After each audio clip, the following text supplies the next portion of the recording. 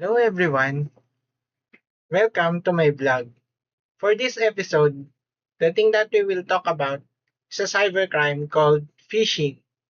But before learning about phishing, we need to know what is a cybercrime.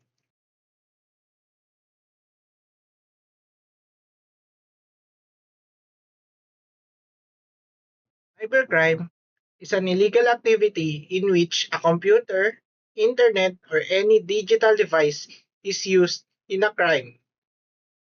Now we know what is a cybercrime, next we need to know what is phishing.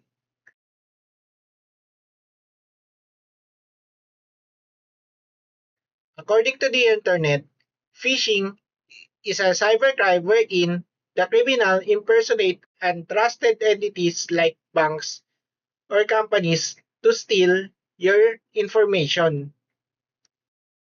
Common type of phishing is called email phishing, in which the criminal send email to the victim proclaiming he is from a trusted company, then will ask for your private information.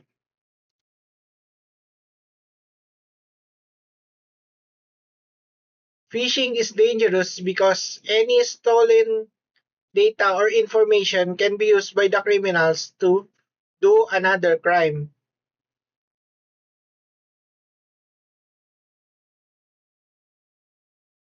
I will tell you how to protect yourself from phishing.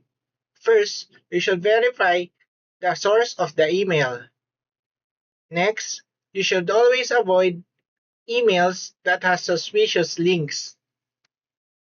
And that's all everyone. Thank you for listening to me.